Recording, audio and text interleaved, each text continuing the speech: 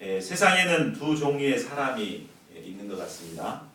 그 하나는 바로 자신이 죄인이라는 사실을 아는 죄인과 또 하나는 자신이 죄인이라는 사실을 모르는 죄인입니다.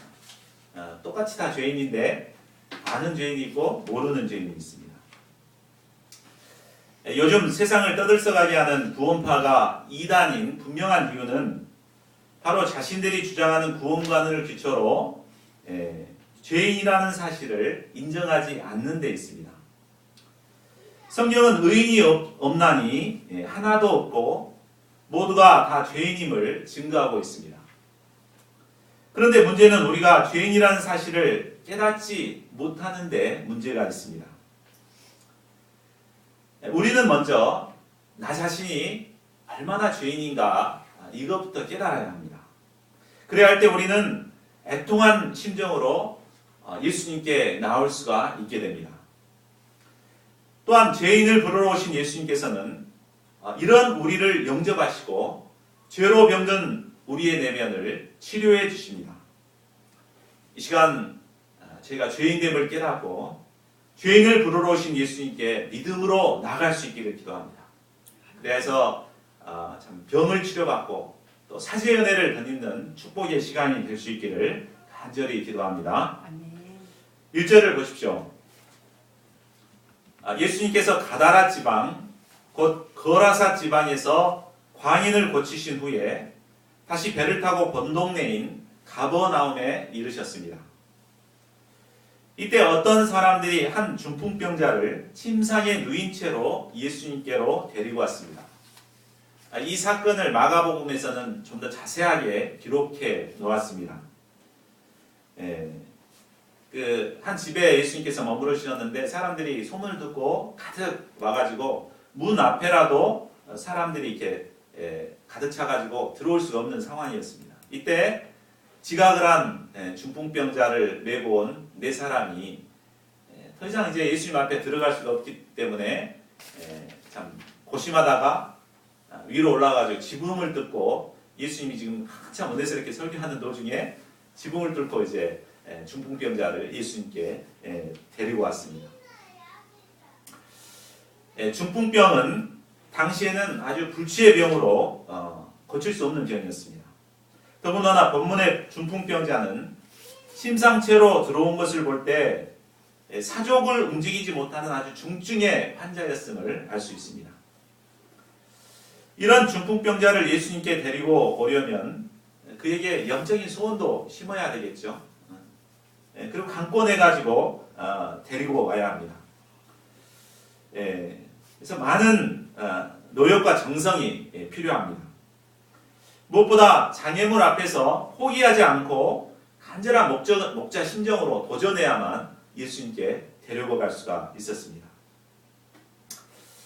요즘 제가 양들을 돕다 보면 정말 혼자의 힘으로 양을 돕는다는 게 참 어렵다는 것을 많이 느끼게 됩니다.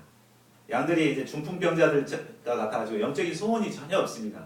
믿음도 없고 소원도 없고 이런 사람을 이렇게 소원을 신고 막 데리고 가려고 그러면 최소한 4명 정도는 좀 공략을 해야지 데리고 올 수 있는 것 같습니다. 우리가 참 그냥 때가 되면 변하겠지 이런 마음 또 순서를 기다리는 매너 있는 마음으로는 도저히 이렇게 양을 도울 수가 없고 어찌하든지 이렇게 한계에 도전해서 합심해서 이렇게 동역을 해서 데리고 와야만 채울 수가 있는 것 같습니다. 우리 빈자리가 많은데 합심 동역을 통해서 양들을 데려 채우는 역사를 이룰 수 있기를 기도합니다. 그러나 아무리 믿음의 역사라고 해도 인간적인 눈으로 보면 중풍병자를 데리고 예수님께 나온 그들의 행동은 용납하기가 쉽지가 않습니다. 율법적인 눈으로 보면 여러 가지 죄를 범하고 있죠. 그들은 새치기 했잖아요. 늦게 왔으면서 그냥 새치기 했고 또 남의 주인 허락도 없이 남의 집을 이제 지붕을 뜯어가지고 이렇게 했고 또 예수님이 은혜스럽게 말씀을 전하는데 그걸 방해했고 여러 가지 이제 흠잡을 것들이 굉장히 많습니다. 그러나 2절을 보면 예수님께서는 다른 것 안 보고 무엇을 보셨습니까? 그들의 믿음을 보셨습니다. 비록 매너 없고 비도덕적인 행동이었지만 그들에게는 어찌하든지 중풍병자를 예수님께로 데리고 가고자 하는 믿음이 있었습니다. 또한 어떤 모양으로든지 예수님께 데리고 가면 예수님께서 영접해 주실 뿐만 아니라 그 문제를 해결해 주실 것을 믿었습니다. 또 강권하는 친구들의 믿음도 믿음이지만 묵묵히 친구의 도움을 받아 침상에라도 누워서 예수님께 나온 중풍병자에게도 믿음은 있었습니다. 자진해서 나오지는 못했지만 그냥 이렇게 주님께 그냥 친구들한테 맡기고 나오는 그것도 믿음이었습니다. 예수님께서는 바로 이런 그들의 믿음을 보신 것입니다. 그들의 믿음은 관념적이고 추상적인 죽어있는 믿음이 아니라 실제적이고 행동하는 살아있는 믿음이었습니다. 예수님은 그들의 믿음을 보시고 중풍병자에게 말씀하셨습니다. 작은 자야 안심하라, 내 죄사함을 받았느니라. 예수님께서는 중풍병자에게 먼저 작은 자야, 영어 성경에는 son, 내 아들아 이렇게 그를 아들로 이렇게 영접했습니다. 침상에 누워있는 중풍병자는 아주 참 부담스러운 자입니다. 침을 질질 흘리고 막 사지를 떨고 이러고 있는 그를 영접하기란 쉬운 일이 아니었을 것입니다. 그러나 그가 믿음으로 나왔을 때 예수님께서는 그를 사랑스러운 아들로 영접해 주신 것입니다. 뿐만 아니라 예수님은 안심하라 하심으로 그의 내면의 용기를 북돋아주고 있습니다. 아마 그는 믿음으로 나왔지만 막상 그 마음속에는 예수님께서 자기와 같이 몹쓸 죄인을 또 병든 자를 받아주실까 하는 불안한 마음이 있었을 것입니다. 또 당시 불치의 병은 죄의 결과라고 생각했기 때문에 그의 내면에는 죄의식으로 인해서 불안했을 것입니다. 이에 예수님께서는 작은 자야 안심하라 이렇게 하심으로 그 내면의 불안한 마음을 안심시켜 주셨습니다. 뿐만 아니라 예수님은 중풍병자에게 놀라운 선포를 하십니다. 내 죄사함을 받았느니라. 이 말씀에서 볼 때 중풍병자는 바로 죄사함을 받아야 할 죄인임을 알 수 있습니다. 그러면 그가 어떤 점에서 죄인일까요? 중풍병은 여러 가지 원인으로 뇌혈관이 막히거나 터져서 팔다리 등의 신체 일부가 마비되거나 또 심하면 온몸이 마비되고 언어장애까지 오는 병입니다. 본문의 중풍병자는 침상에 들려 나온 것을 볼 때 아주 중증의 환자였습니다. 그러니 그 중풍병든 자가 누구를 해코지할 수가 없습니다. 누구를 뭐 이렇게 때리거나 누구에게 사기치거나 할 수가 없는 자입니다. 그렇기 때문에 그가 뭐 그렇게 심각한 죄인이라고 봐지지는 않습니다. 대개 사람들은 다른 사람에게 적극적으로 손해를 입히는 것을 죄라고 생각합니다. 그런데 중풍병자는 그런 일을 할 수도 없었는데 죄인이었습니다. 그렇다면 중풍병자의 죄는 과연 어떤 죄였을까요? 중풍병은 중풍으로 인해 몸은 움직이지 못하지만 그의 정신과 마음은 정상인과 똑같습니다. 뇌가 정상인이기 때문에 정상입니다. 그래서 오늘날처럼 이렇게 따뜻한 주말이 되고 그러면은 밖에 나가서 놀고도 싶고 친구들과 만나고 싶고 가족들과 어울려서 캠핑도 가고 싶어 합니다. 그러나 손발이 움직이지 못하기 때문에 어쩔 수 없이 생각은 있지만 원치 않게 무기력한 삶을 살아갈 수밖에 없습니다.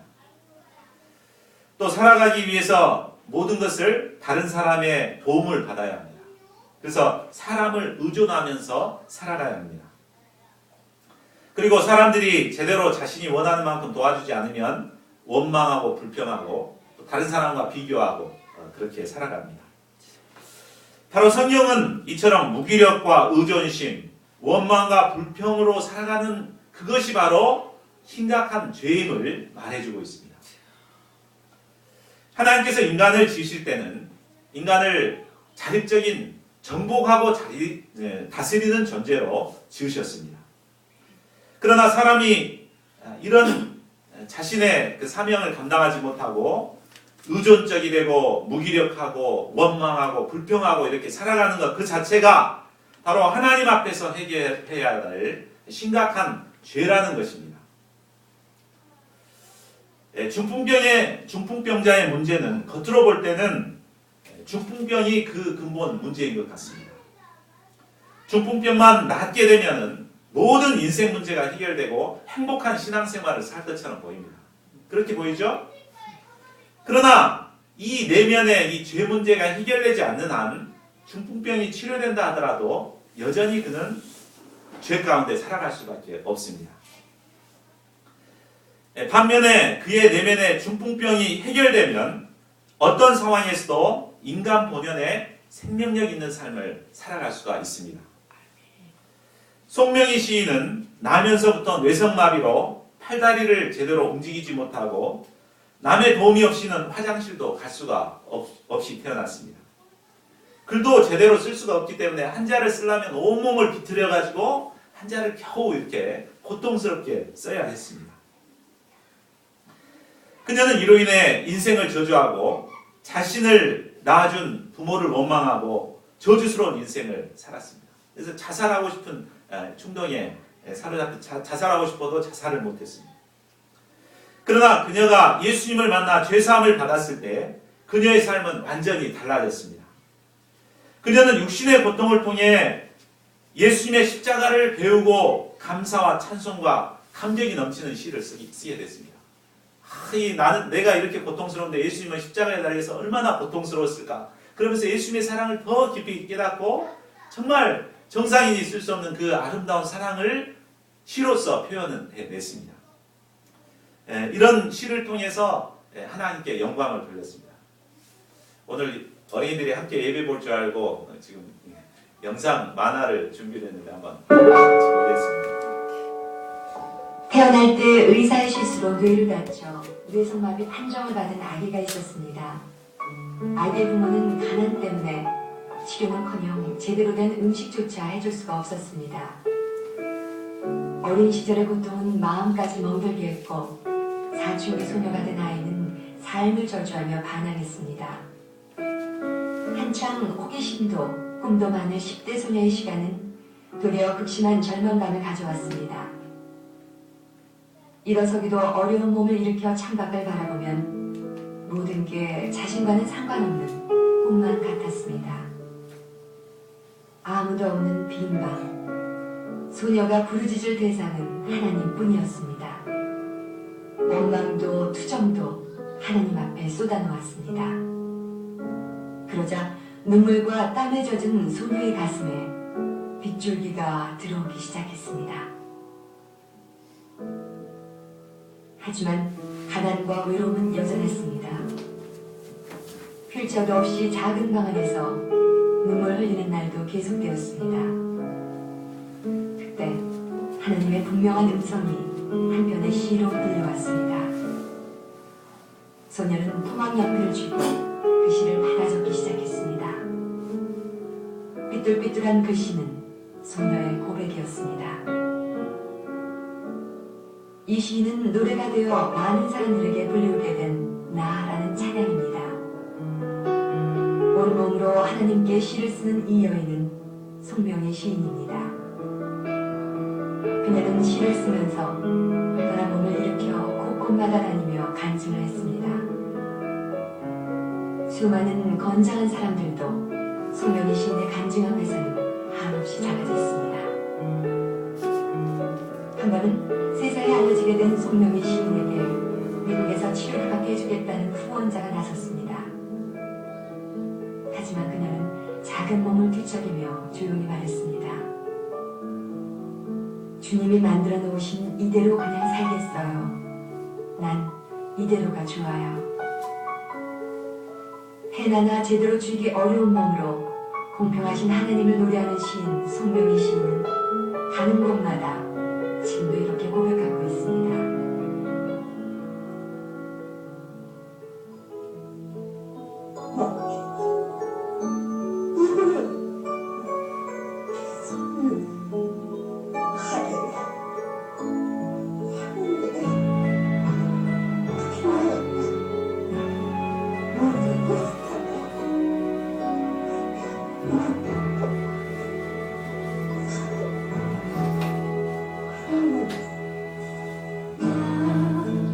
가진 재물 없으나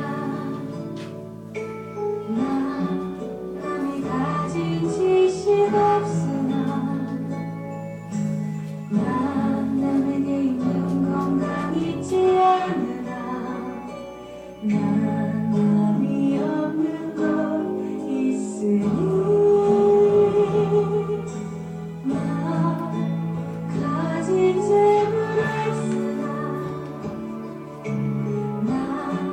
남이 가진 지식 없으나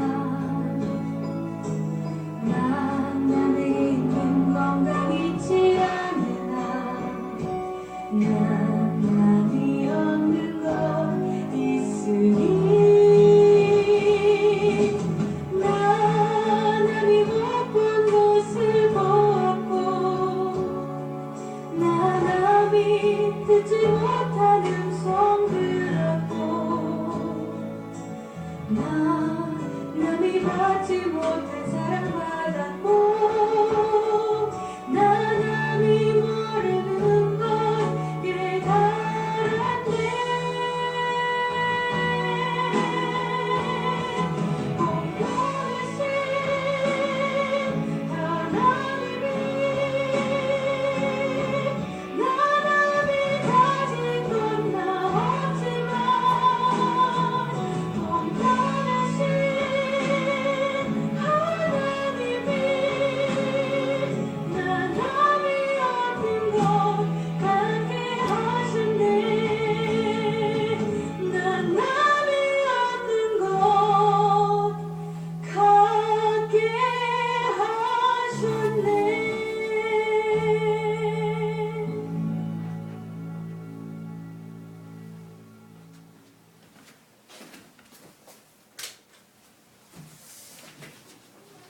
예. 그 송명희 시인을 볼 때, 우리 인간의 내면의 죄 문제만 해결되면, 그 상황과 환경은 우리가 믿음으로 극복할 수 있다는 것을 배울 수 있습니다. 그러니까 정말 심각한 것은 외적인 문제가 아니라 바로 내면의 죄 문제인 것을 알 수 있습니다. 예. 우리를 못쓰게 만드는 것은 환경이나 인간 조건이 아니라 인간의 내면의 역사는 죄 문제입니다. 이 죄 문제만 해결되면 우리는 어떤 상황 가운데서도 능력 있는 인생을 살 수가 있습니다. 그러면 우리가 어떻게 이 죄 문제를 해결받을 수 있습니까? 예수님께서는 중풍병자가 친구들의 도움을 받아 믿음으로 나왔을 때 말씀하셨습니다. 작은 자야 안심하라. 내 죄사함을 받았느니라. 이는 참으로 놀라운 선포입니다.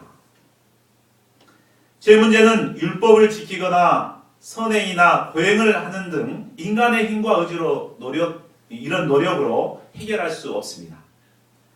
죄 문제는 하나님으로부터 일방적으로 용서함을 받을 때만이 해결받을 수 있습니다. 네. 우리는 마치 예수님께서 마태복음 18장에서 비유하신 대로 1만 달란트 빚진 사람과 같습니다. 1만 달란트가 얼마인지 아십니까? 약 한국 돈으로 8조 원입니다. 이 8조 원이라는 돈은 인간의 힘으로는 도저히 갚을 수 없는 액수입니다. 저는 젊었을 때 빚을 좀 져봤거든요. 근데 또 몇천만 원 빚만 있어도 굉장히 짓눌려가지고 부담스러웠습니다. 근데 3조 원의 빚을 안고 있다고 생각해 보십시오. 인간은 이 빚에 짓눌리고 얽매이게 돼서 이 빚 때문에 행복을 상실할 수밖에 없었습니다. 마침내는 이 빚으로 인해 파멸에 이를 수밖에 없었습니다. 이런 우리가 파멸에서 벗어날 수 있는 유일한 길은 바로 이 빚을 탕감받는 방법밖에 없습니다. 그런데 예수님께서는 내 죄사함을 받았느니라 라고 말씀하시므로 중풍병자를 괴롭히고 있는 모든 죄를 일방적으로 용서해 주신 것입니다. 이는 현재용으로서 현재 죄를 받았다는 것입니다. 중풍병자는 아무것도 한 것이 없지만 믿음으로 나왔을 때 예수님께서 일방적으로 용서해 주셨습니다. 이로써 예수님은 사죄의 권세자가 되심을 나타내셨습니다. 작은 자야 안심하라. 내 죄사함을 받았느니라. 예수님은 중풍병자를 얽어매고 있는 죄의 사슬을 끊으시고 그를 무겁게 짓누르고 있던 죄의 짐을 일시에 풀어주셨습니다. 예수님은 죄로부터 해방을 선언하셨습니다. 이는 실로 위대한 해방 선언이었습니다. 3절을 보십시오. 어떤 서기관들이 이 말씀을 듣고 속으로 중얼거렸습니다. 이 사람이 신성을 모독하도다. 그들은 예수님이 엄청난 신성 모독죄를 범했다고 생각했습니다. 예수님은 그들의 생각을 아시고 도전하십니다. 우리 4절에서 6절을 보십시오. 너희가 어찌하여 마음에 악한 생각을 하느냐? 내 죄사함을 받았느니라 하는 말과 일어나 걸어가라 하는 말 중에 어느 것이 쉽겠느냐? 그러나 인자가 세상에서 죄를 사하는 권능이 있는 줄을 너희로 알게 하려 하노라. 그리고 예수님은 그들에게 죄사함의 역사를 보여주시기 위해서 중풍병자에게 말씀하셨습니다. 일어나 내 침상을 가지고 집으로 가라. 그러자 그가 일어나 침상을 들고 모든 사람들이 보는 앞에서 당당하게 집으로 걸어갔습니다.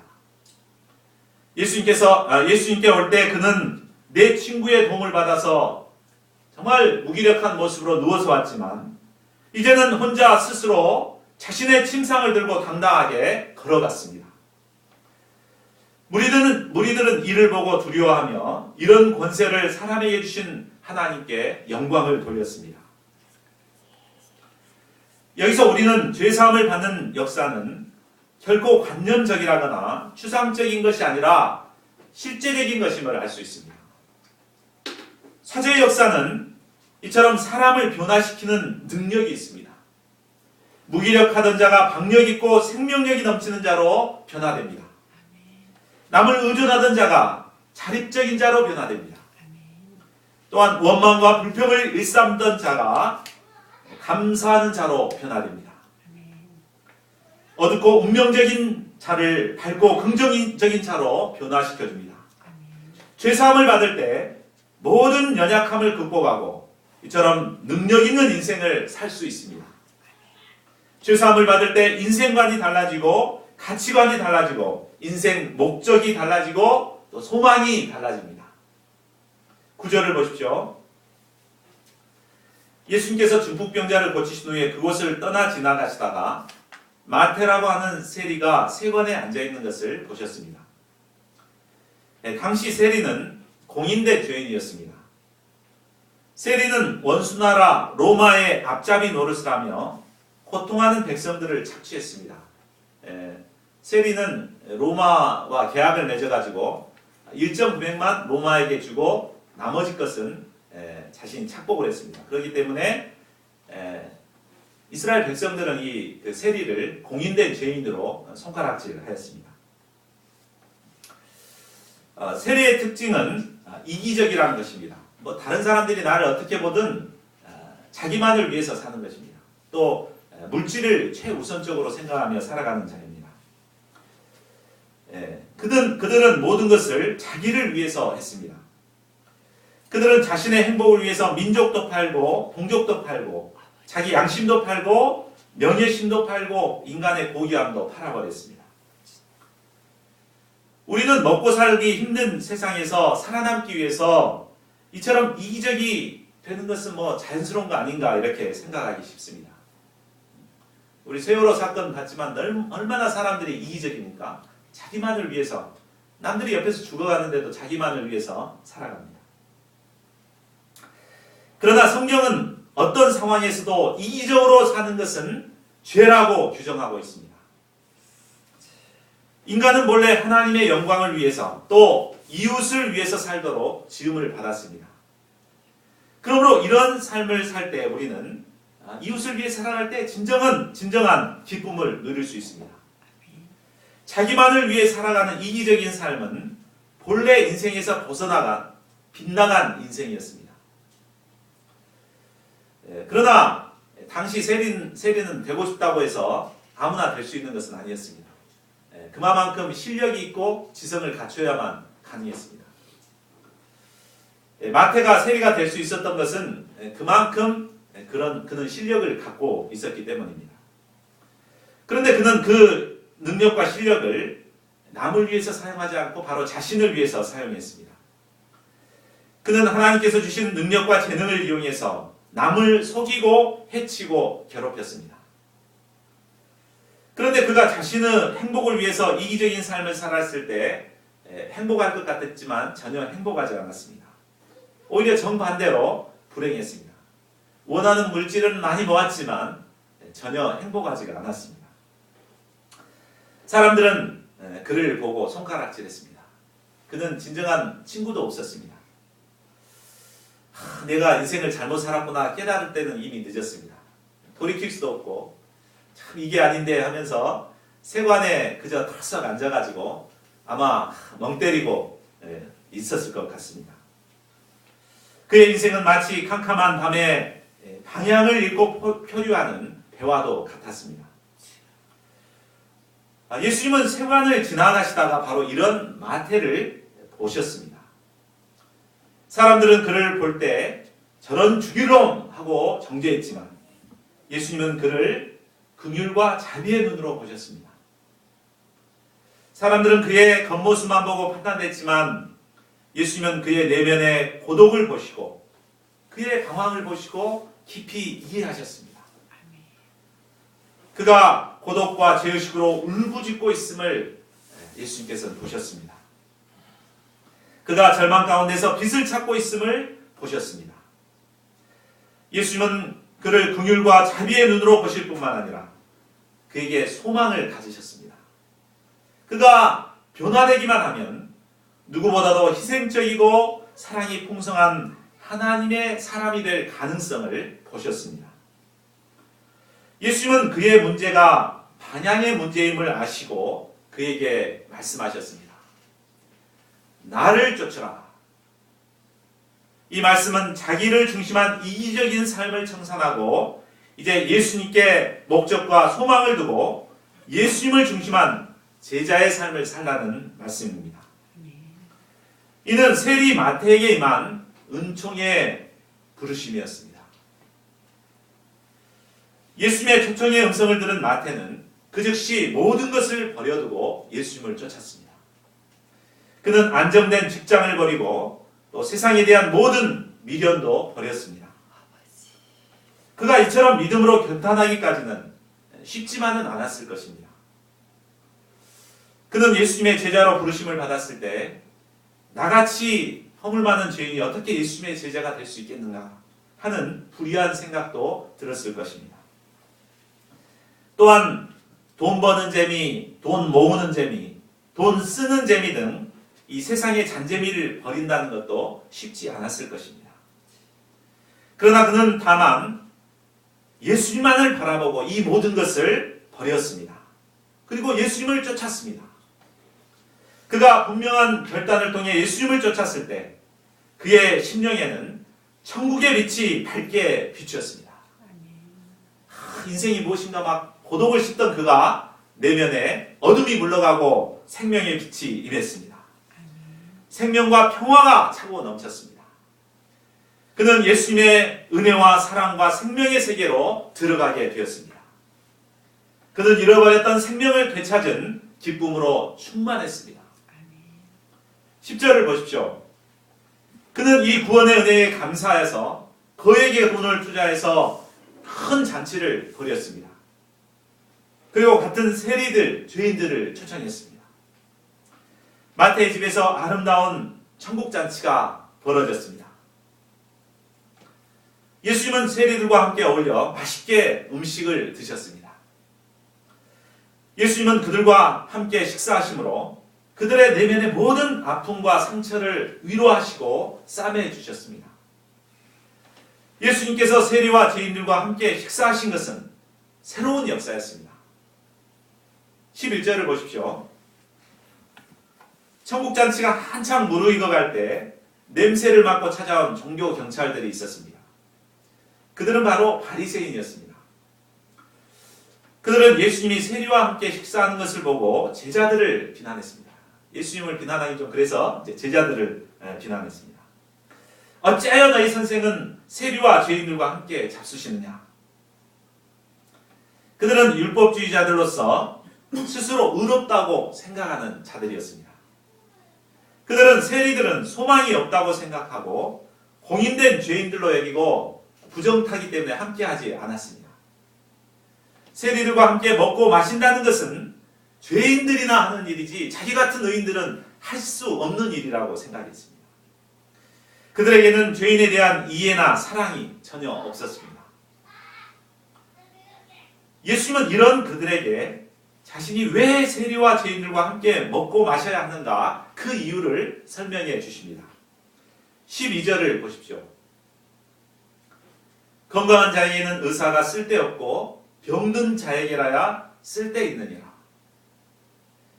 바리새인들은 검사의 눈으로 죄인들을 보았지만 예수님은 의사의 눈으로 보셨습니다. 의사는 사람이 병들었다고 해서 판단하거나 정죄하지 않습니다. 우리 장인수 목사님이 매일 수술을 하지만 왜 이런 병들었냐고 이렇게 하지 않죠?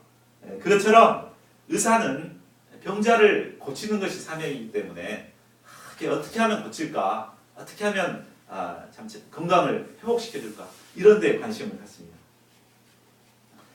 의사는 아무리 병든 자가 와도 그 병만 치료해주면 건강할 수 있다는 희망을 갖습니다. 의사의 사명은 바로 병을 치료해줌으로 사람을 살리는 것입니다. 예수님은 바로 이런 영적인 의사로서 죄인들을 치료해 주시기 위해서 오셨습니다. 예수님은 죄인들을 병든 자로 보십니다. 병든 자에게는 의사가 필요하듯이 우리 죄인들에게는 구주가 필요한 것입니다. 예수님은 병든 죄인들을 구원하시기 위한 구주로 이 땅에 오셨습니다. 바리새인들은 안식일도 열심히 지키고 일주일에 2번씩 금식도 하는 등 그 열심은 참으로 대단했습니다. 그러나 이 때문에 그들에게는 자기의가 하나하나 쌓이게 되었습니다. 그들에게는 이 자기의로 인해서 죄인들에 대한 긍휼과 사랑하는 마음이 없었습니다. 어찌하여 저놈들은 저런가 이렇게 판단만 하였습니다. 그들은 하나님의 마음을 몰랐습니다. 예수님은 이런 그들에게 호세아 6장 6절 말씀을 통해서 그 뜻이 무엇인가를 배우라고 하셨습니다. 13절을 보십시오. 너희는 가서 내가 긍휼을 원하고 제사를 원하지 아니하노라 하신 뜻이 무엇인지 배우라. 우리가 긍휼을 원하시는 하나님, 긍휼을 원하시는 예수님의 마음을 배워야겠습니다. 그렇게 하지 아니할 때 우리는 자신도 모르게 바리새인이 되어버립니다. 나는 아무런 죄가 없고 저렇게 못하는, 나만큼 못하는 저 사람들은 죄인이다 이렇게 판단하게 됩니다. 예수님은 의인을 부르러 온 것이 아니라 죄인을 부르러 오셨습니다. 예수님은 죄인을 부르사 치료하시고 귀하게 쓰십니다. 예수님은 병들어 쓸모없게 된 세리 마태를 부르시고 그를 제자로 삼아서 3년 동안 그와 동고동락하시며 그의 병든 내면을 치료해 주셨습니다. 예수님의 이 사랑으로 말미암아 세리 마태는 살아나서 성 마태가 되어 세상의 빛과 소금의 역할을 감당하게 되었습니다. 14절을 보십시오. 그때 요한의 제자들이 예수님께 나와 자신들과 바리새인들은 금식하는데 어찌하여 당신의 제자들은 금식하지 않는지 따져 물었습니다. 당시 바리새인과 요한의 제자들은 규례에 따라서 일주일에 2번씩 금식을 했습니다. 그런데 예수님과 제자들은 매일 초청을 받아서 아주 맛있는 음식들을 풍성하게 먹고 즐거워하자 몹시 화가 났습니다. 배고파 죽겠는데 저 사람들 저렇게 다니는 거 보니까 막 눈꼴이 시렸을 것입니다. 예수님은 이런 그들에게 혼인집 손님들이 신랑과 함께 있을 때 슬퍼할 필요가 없음을 가르쳐 주셨습니다. 성경은 예수님을 신랑에 비유합니다. 그리고 그를 따르는 우리 신자들을 신부에 비유하고 있습니다. 신앙생활은 형식과 규례에 얽매인 심각하고 근엄한 그런 생활이 아닙니다. 신랑이 신부를 맞아서 정말 행복해하는 것처럼 예수님과 함께하는 즐겁고 행복한 생활입니다. 예수님은 계속해서 옛것과 새것이 합할 수 없음을 말씀하십니다. 16, 17절을 보십시오. 생계 조각을 낡은 옷에 붙이는 자가 없고 새 포도주를 낡은 가죽부대에 넣는 자가 없습니다. 왜 그렇습니까? 그렇게 하면 둘 다 못 쓰게 되버리기 때문입니다. 새 포도주는 새 부대에 넣어야만 둘 다 보존됩니다. 여기서 새 포도주에 나타난 새라는 단어하고 또 새 부대 할 때 그 새가 그 헬라의 원문에 보면은 다르게 쓰여 있습니다. 새라는 단어가 우리는 하나인데 의미가 틀립니다. 여기 앞에서 새 포도주라는 새는 헬라어로 네오스라고 쓰여 있는데 이것은 시간이 가도 전혀 변하지 않는 늘 새로운 것을 말합니다. 시간이 가도 전혀 변하지 않는 늘 새로운 것이 무엇일까요? 바로 복음 예수님이죠. 예수님 바로 새 포도주가 되십니다. 또 뒤에 나오는 새 부대에서 새는 카이노스로 쓰여 있는데 이것은 지금은 새 것이지만 시간이 지남에 따라 점점 낡아지고 허물어지는 것입니다. 복음은 변하지만 새 포도주와 같이 왕성한 복음은 변하지 않지만 우리는 쉽게 변합니다. 우리가 복음을 수용하고 복음 역사를 섬기기 위해서는 어떻게 돼야 되겠습니까? 늘 새로워야 되겠죠. 늘 새 부대가 되어야 합니다. 복음은 낡은 전통과 가치관을 파괴하고 새 역사를 창조하는 힘이 있습니다. 이 복음은 아무리 시대가 변화되더라도 결코 변하지 않는 것입니다. 예수님은 새 포도주가 되십니다. 우리가 새 포도주 되신 예수님을 영접하고 복음의 역사를 섬기기 위해서는 새 부대가 되어야 합니다. 아까도 얘기했듯이 부대는 시간이 지남에 따라 낡아지고 부패합니다. 이것처럼 우리의 내면도 시간이 지남에 따라 가만히 놔두면 부패해버립니다. 정말 전에는 새로웠는데 예수님의 복음을 처음 연결했을 때는 정말 새롭고 뜨겁고 누구도 어떤 원수도 품고 감당할 수 있는 이런 새로운 것이었는데 가만히 놔두면 아주 굳어버리게 되죠. 그래가지고 아무도 품지 못하는 터져버리는 이런 자들이 되어버립니다. 그러므로 우리가 어떻게 돼야 되겠습니까? 늘 새로워져야 되겠죠. 늘 새로워져요.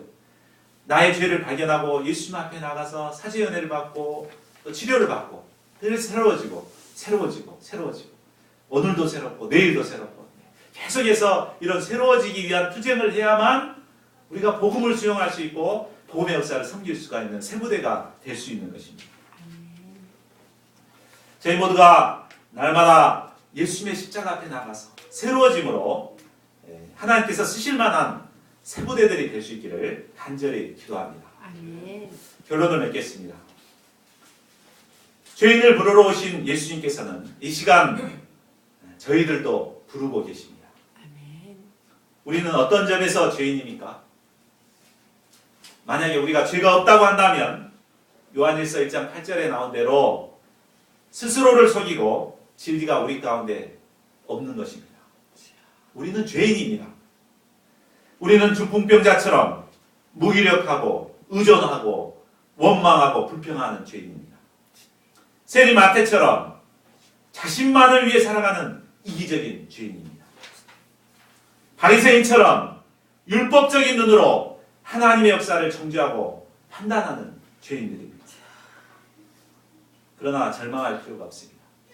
바로 예수님께서는 이런 죄인을 부르러 오셨습니다. 아멘. 저희 모두가 죄인된 자신을 발견하고 죄인을 부르러 오신 예수님께 나갈 수 있기를 기도합니다. 아멘.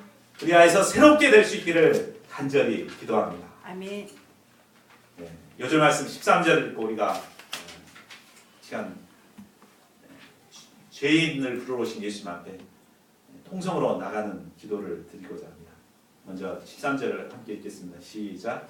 너희는 가서 내가 긍휼을 원하고 제사를 원하지 아니하노라 하신 뜻이 무엇인지 배우라. 나는 의인을 부르러 온 것이 아니요 죄인을 부르러 왔노라 하시니라.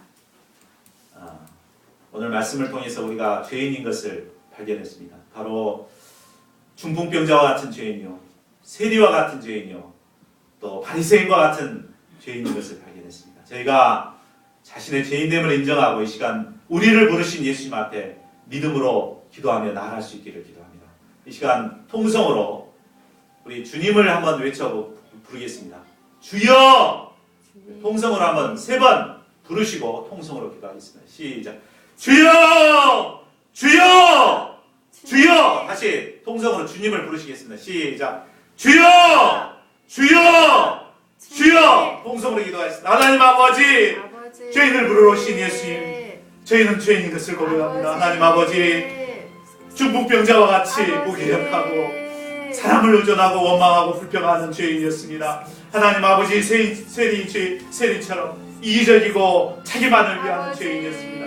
하나님 아버지, 바리새인처럼 판단하고 의심적으로 원망, 참 정죄하고 판단하는 이런 죄인인 것을 깨닫습니다.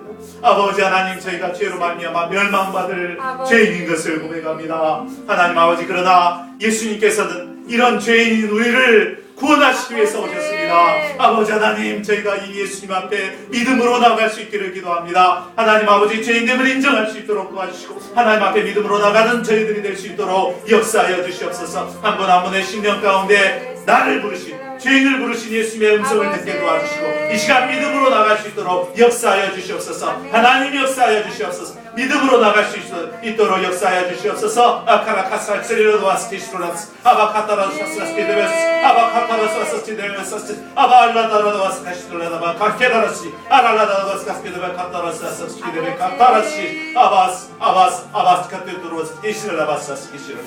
아버지 역사하시옵소서.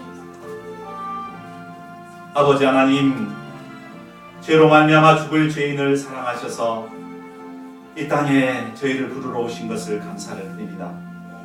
하나님 아버지, 오늘 말씀을 통해서 저희가 죄인인 것을 발견합니다. 죄인된 자신을 깨닫게 도와주시고 이 시간 믿음으로 주님 앞에 나가는 저희를 주님 영접해 주시고 사죄의 은혜를 선포해 주시고 회복의 역사를 이루어 주시옵소서. 감사하고 모든 말씀 우리 주 예수 그리스도를 받들어 기도하였습니다. 아멘. 제가 좀 열을 냈는데요. 정말 우리가 회개하고 하나님 앞에 죄인을 부르신 예수님 앞에 믿음으로 나갈 수 있기를 기도합니다. 아멘. 찬송가 536장 찬송하고 준비하신 헌금하는 시간 갖겠습니다.